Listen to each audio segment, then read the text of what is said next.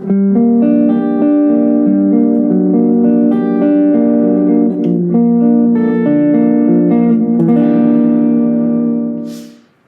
everyone, and welcome back to another episode of Shred and Soul. I'm Shred, aka Kevin Wood. And I'm Soul, aka Wind Hughes. Well, today, as some other episodes, we had a plan for what we wanted to talk about, which was sidelined by some events in the world today. So we're not really prepared for this one, and we decided to approach it in a different manner. This was prompted by the passing of a fourth grader in our community, and the unofficial story in the community is that this little girl committed suicide as the result of bullying. I can barely think about it or talk about it without bringing tears. I can only imagine what her family is going through. And having grandkids and raised kids and working with kids is very dear to my heart. So Kevin doesn't know what I'm about to present. Obviously it's emotional, but I went on and looked up a lot of stats.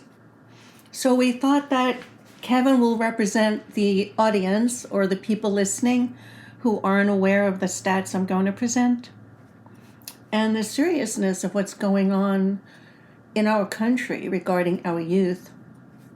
So let me just start with, if you're not in the mood for some sad statistics or some difficult things to hear, you might want to tune out the episode now or look at it another time, because it's pretty alarming. So are you ready? Ready. Is there anything you want to say? No. Let's go. Okay. So just saying that we will have some links for resources for parents, for children regarding bullying, suicide, and some other things. The links will be in the description, so please check that out, because I think we all need help at different times, and certainly for our children. So these statistics are for the U.S., our country alone. Suicide in 13 to 15-year-olds is the leading cause of death in the U.S. And I'd love if, when you hear these statistics, you let me know if that's anything you've heard of or thought of. I was completely unaware of that statistic. That's alarming. It's very alarming, and I was unaware that it was the leading cause of death as well. I know it's really high because I work with families and kids, but 13 to 15-year-olds, the leading cause of death in our country. 15 to 19-year-olds, it's the second leading cause of death. What's the first? I don't know. Oh. I don't know what that is. In the ages of 8 to 12-year-olds, there has been an 8% increase in suicides annually. From 5 to 11-year-olds, there's been a 15% increase in suicides. That's every year? Every year. Wow. Every year. It's alarming, isn't it? 7 to 8% of teens attempt suicide each year. 70% have suicidal ideation, meaning they've thought about it. And I have some other stats. I may have to just read them in order. No, here it is. The American Psychological Association says 20% of teens in our country seriously consider suicide. 20%, that's a quarter of the teenagers in our country. The CDC reports that between 2011 and 2021, 13% of high school girls attempted suicide. Wow. 30% of high schoolers seriously considered suicide. Depression, anxiety, ADHD are off the charts in their increase. And we reported in a previous episode that 140 girls and women are killed by known family members or friends every year. Or was that every day? That was every day, wasn't it? That I was don't every day. recall. That was every day, excuse me. It's still an alarming It's amount alarming. of So, violence. looking at other things impacting our kids, teenagers, eating disorders in our country have increased between 2018 and 2022 107.4%. Eating disorders have increased between 2018 and 2022 107.4%. What kind of eating disorder would that include? Like overeating? We're looking not like eating? anorexia, bulimia, picky eating, things where basically kids are refusing to eat or unwilling to eat or having difficulty eating. But not overeating. No. Well, it seems like overeating would be something that a lot of kids would fall into. That could be considered an eating disorder. Well, yeah, and I have a statistic on that coming up. Mm-hmm. Let's see.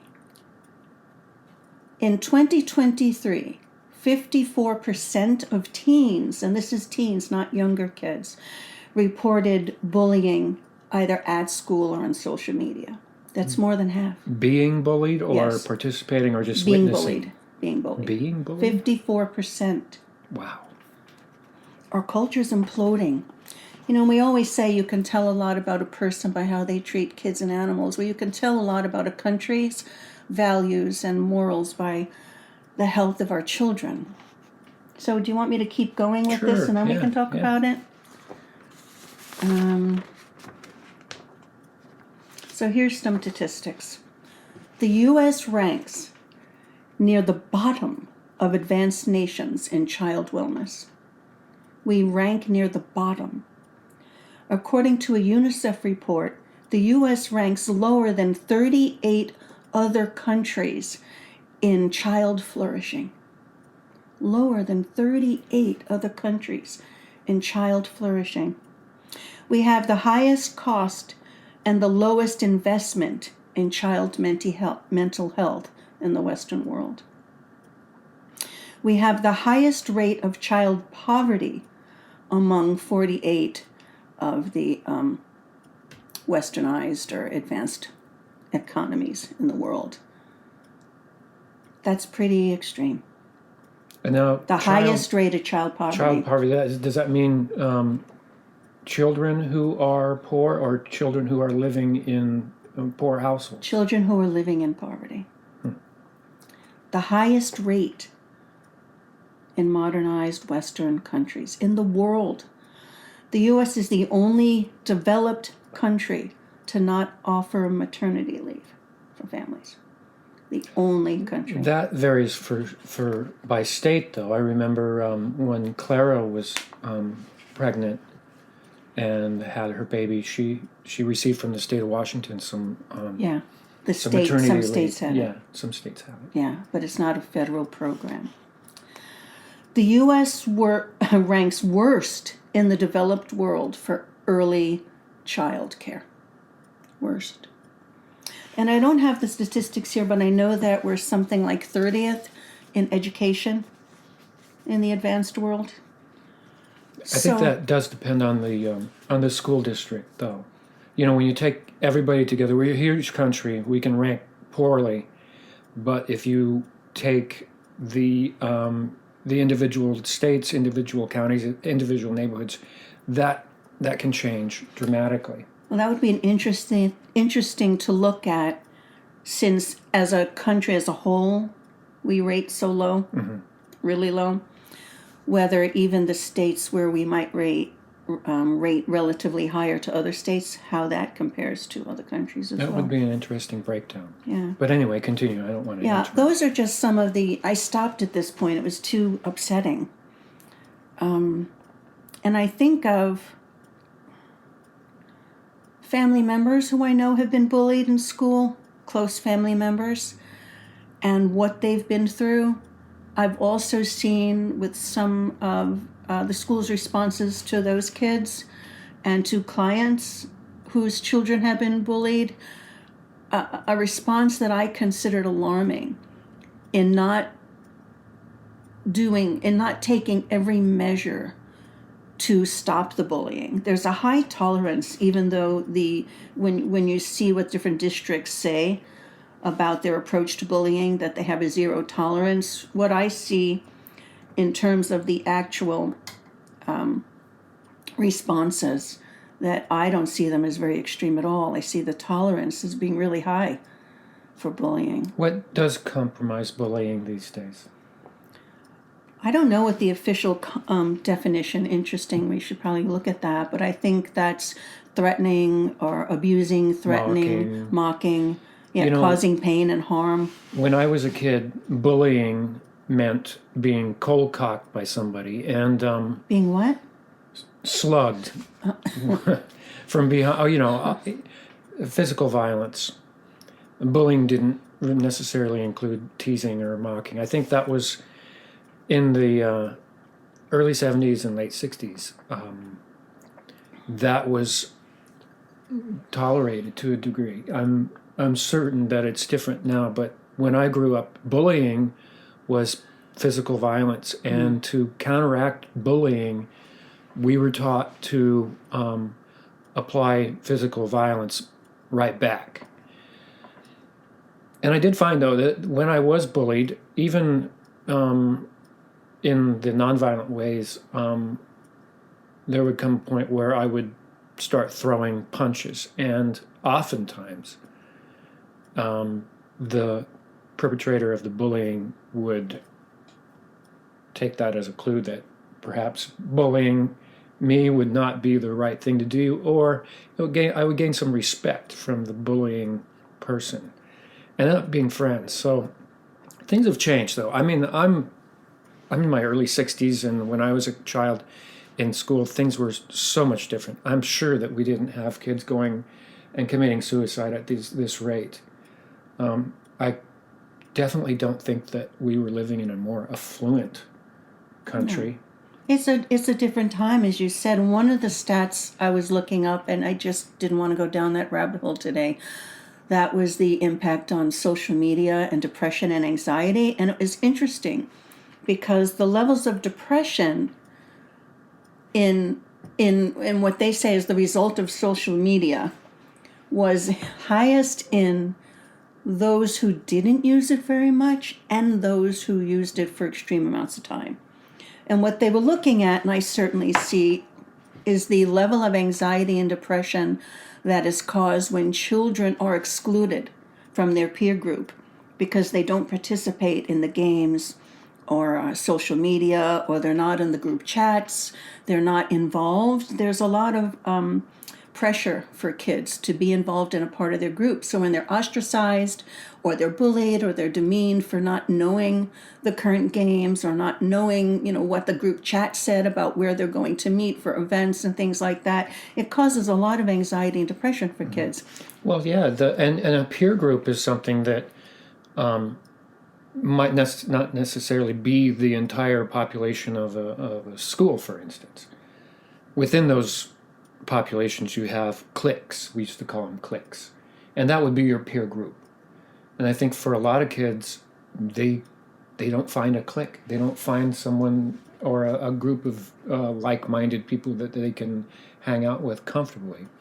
And that can cause a lot of anxiety. I could see how that can happen. It can, but I think this particular study was looking at the actual amount of hours that a child spent engaged with social media and what causes depression and anxiety. And I think it's really hard for a kid in school or teen in school to find that clique, to find that group that isn't on social media. They're few and far between. And so you look at what, people are always saying, what's causing this depression? What's causing the increase in suicide rates in kids? The leading cause of death in a category of teens that's extreme. Well, what is it? Is it parents working and no one's at home? Is it the pressures of bullying at school? What is it? The bullying statistics seem to be rather alarming and extreme. That I wouldn't imagine, though, that every child who's bullied would be committing suicide or even thinking about suicide due to the bullying. But then again, I don't know. Did you find out anything about that? I mean, we have a lot of kids committing suicide. The statistics on child suicide there was and I didn't write it down, there was a spread of causality between family conflict, trauma, abuse, social media, and bullying.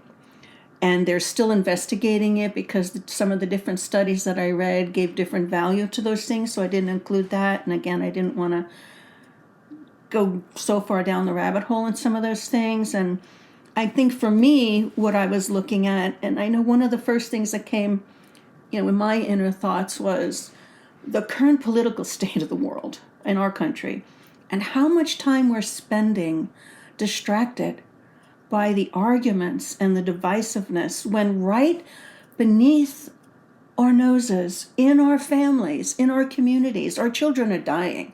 Our children are the unhealthiest in the modern world.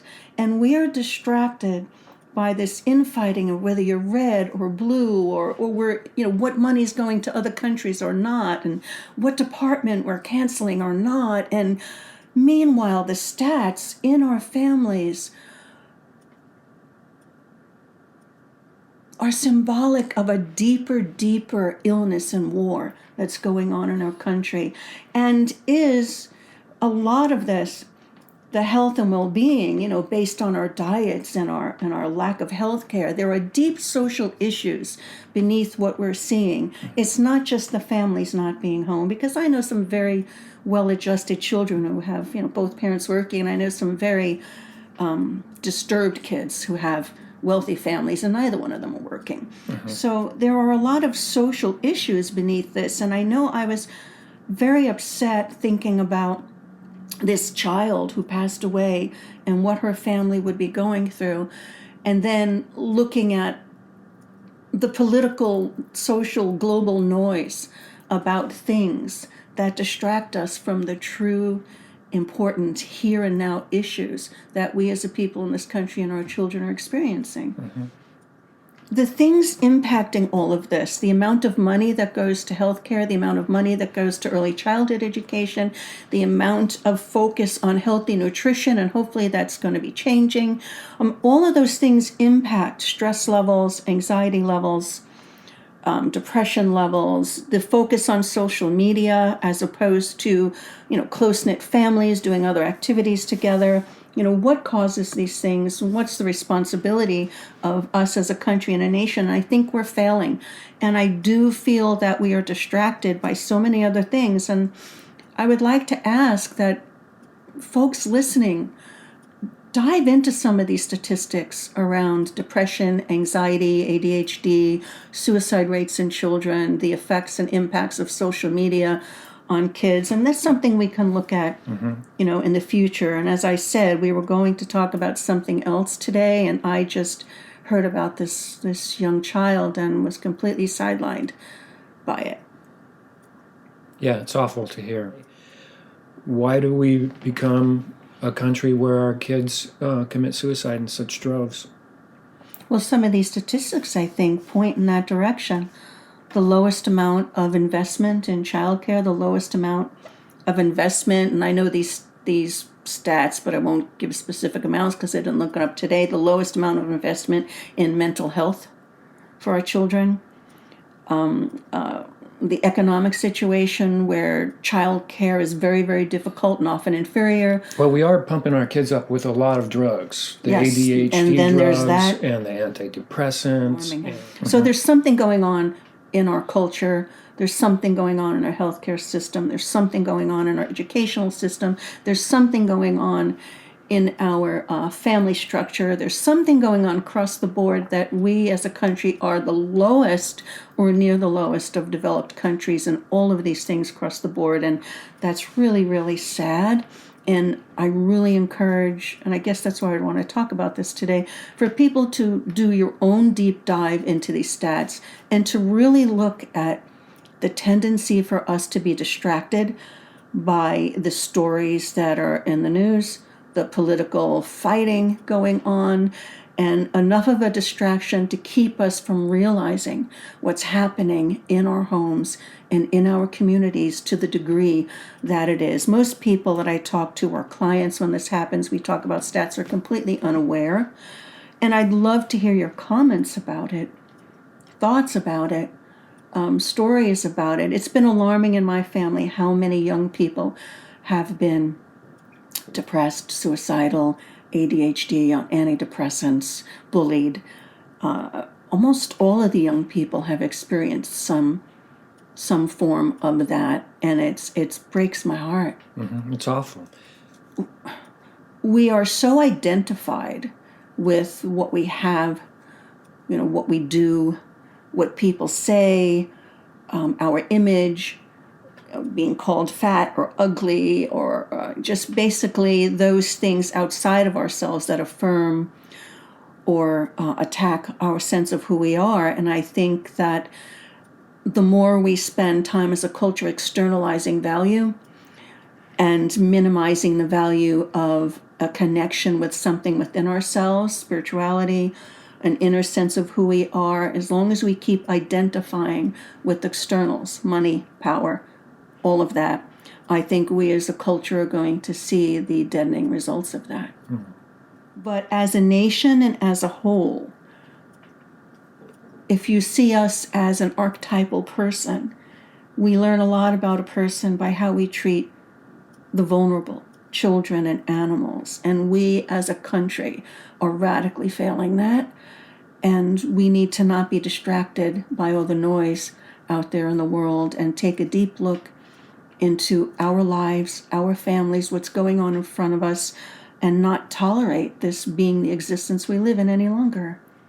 Well, there you go. That's our rant for the day, my rant in particular. And, poor Kevin over here, I said, I'd like to just talk about this because it's emotional and read you the statistics so you're going to be totally unprepared for what I'm going to say. So thank you for being put on the spot like that.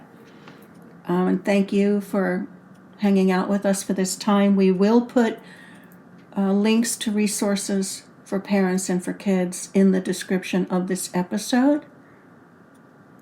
And we talked about maybe next week a little more shredding. Just shift the topic, a little more music and shredding with Kevin. And thanks for being with us, and we'll see you next time. Okay. Be sure to subscribe. Yeah. Like. Or don't like. I noticed there's a little button that has a... You can do that too. I mean, it's all important to us. We want to see where we hit it out of the ballpark and where we don't, and where we can improve. Where we hit it down the first baseline. I'm going for home run.